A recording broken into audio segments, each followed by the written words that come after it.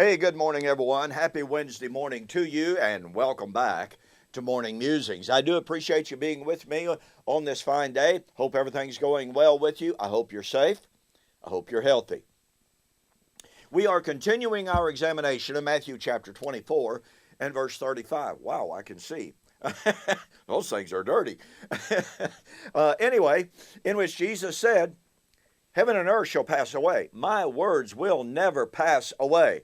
And what we're looking at, we have been looking at the Old Testament prophecies that predicted the passing of heaven and earth, and we saw that they all had to do with the passing of Old Covenant Israel.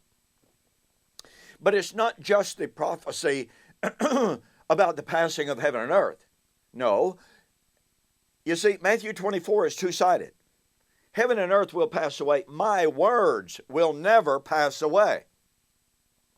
Now, it's interesting that it would be suggested that Jesus was talking about the passing of literal physical creation, the end of time, and yet his word, which was established and given for evangelism and the preaching of the gospel among men, would continue forever.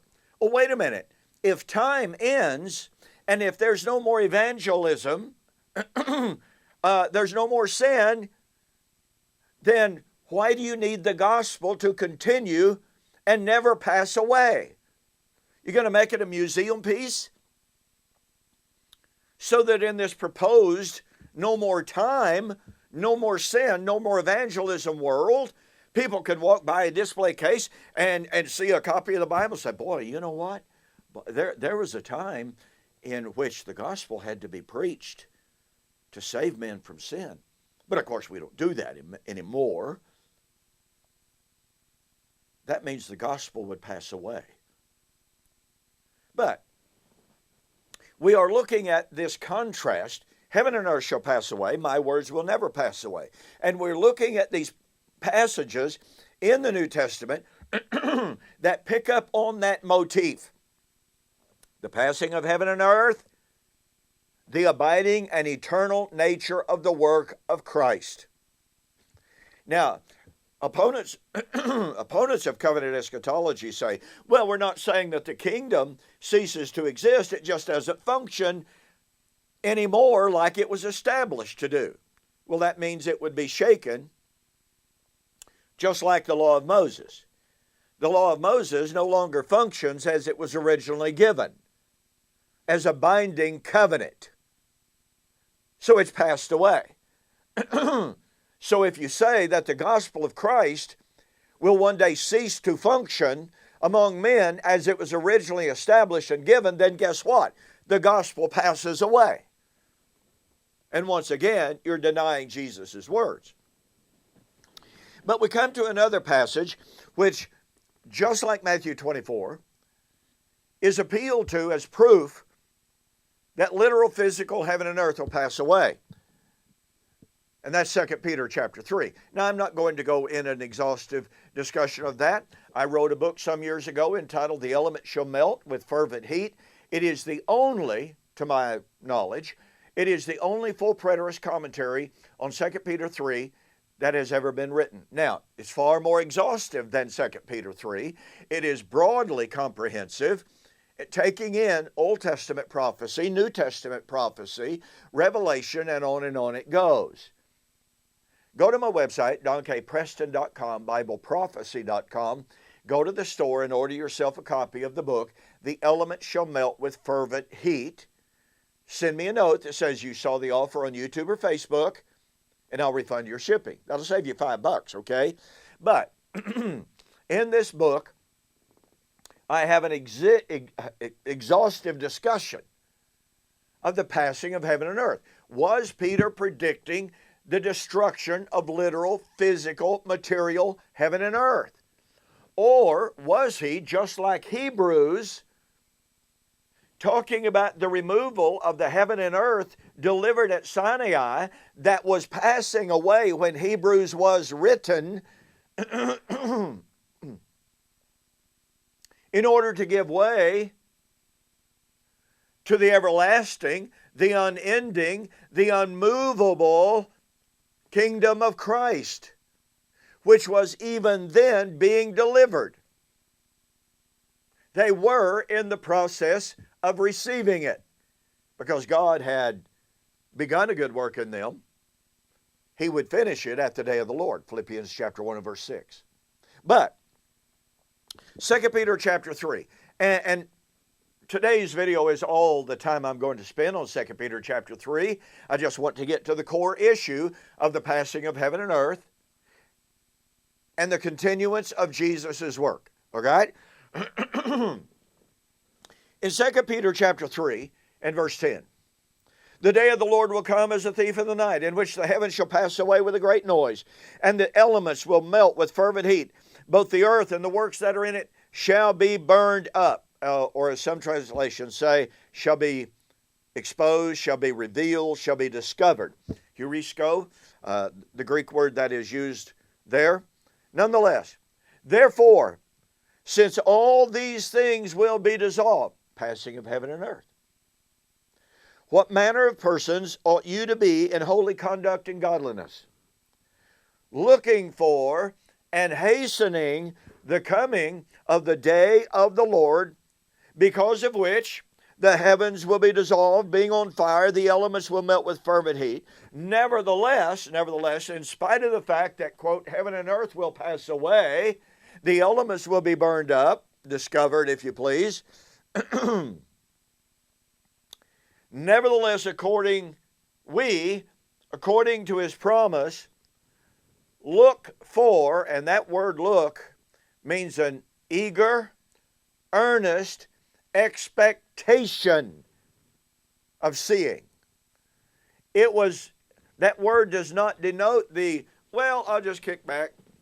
Yeah, I'll just relax all of my life. It may not come. Who knows? No.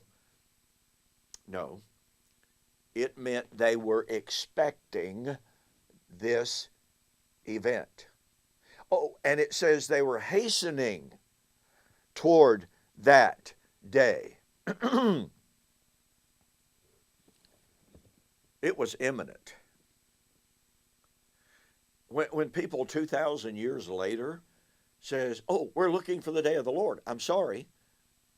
That does not match the language of 2 Peter chapter 3.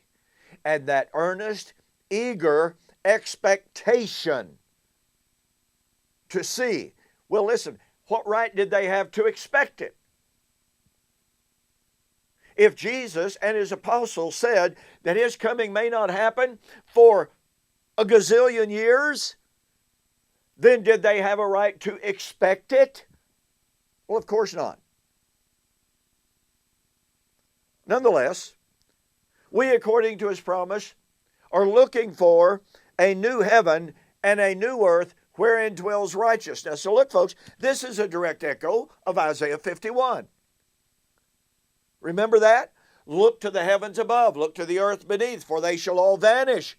They shall perish, but my righteousness will abide forever. That's Matthew chapter 24 and verse 35.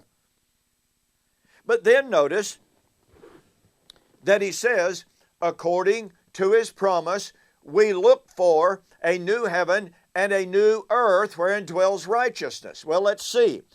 Daniel foretold that by the end of the 70th week, everlasting righteousness would be established. The end of the 70th week would be the destruction of Jerusalem in AD 70. That's point number one. Here is Peter standing on the very cusp of the fulfillment of Daniel chapter 9. Oh, by the way, Peter said he was looking for the salvation foretold by the Old Testament prophets, which they foretold when they foretold the suffering of Christ and the glory that would follow. That's Daniel 9. In the midst of the week, Messiah shall be cut off. And they were looking for the arrival of everlasting righteousness. Now, in Isaiah chapter 65, the Lord foretold the judgment of Israel. Isaiah 65, verse 15.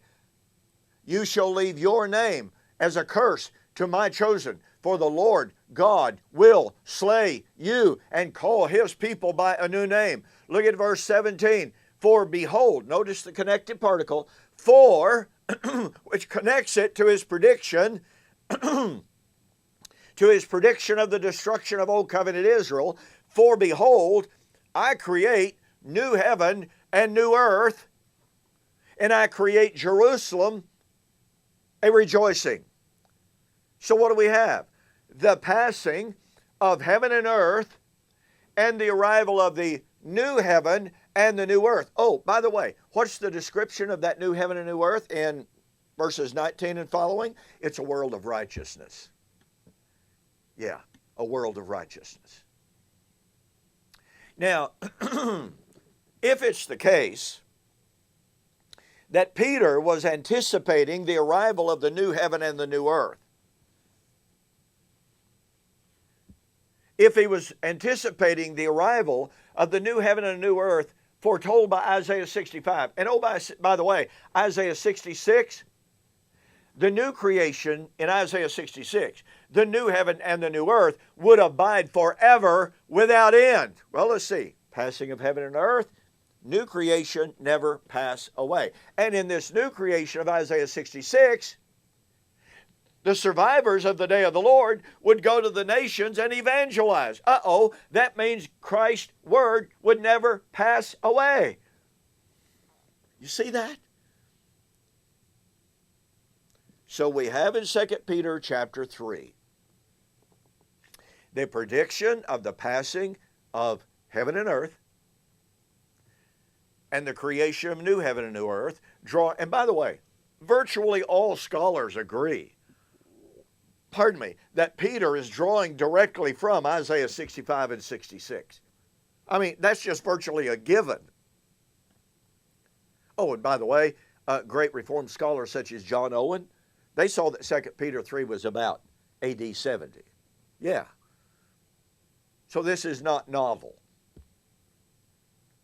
So, we have the prediction of the passing of, quote, heaven and earth, the arrival of a new heaven and new earth that would never pass away, taken from Isaiah 65 and 66.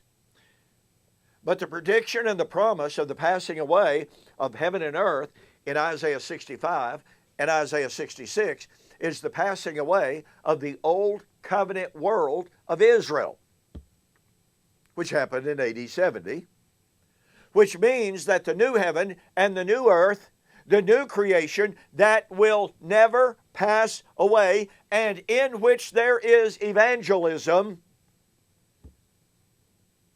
would occur and did occur when the Lord God destroyed Old Covenant Israel in AD 70.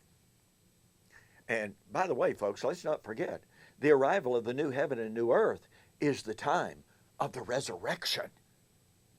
Therefore, since Peter was anticipating the fulfillment of Isaiah 65 and 66, which would be fulfilled when Israel was destroyed, that means that Peter was anticipating the resurrection at the time of the destruction of Old Covenant Israel. I mean, that's just a given. You can't divorce these passages. Okay, out of time. Thank you so much for joining me for this morning's Morning Musings. Tomorrow will be our last discussion of Matthew 24 and verse 35 in the context of the passing of heaven and earth and the arrival or the abidance and the continuance of the Word of Christ without end from the book of Revelation. So you don't want to miss it. I'll see you on the flip side.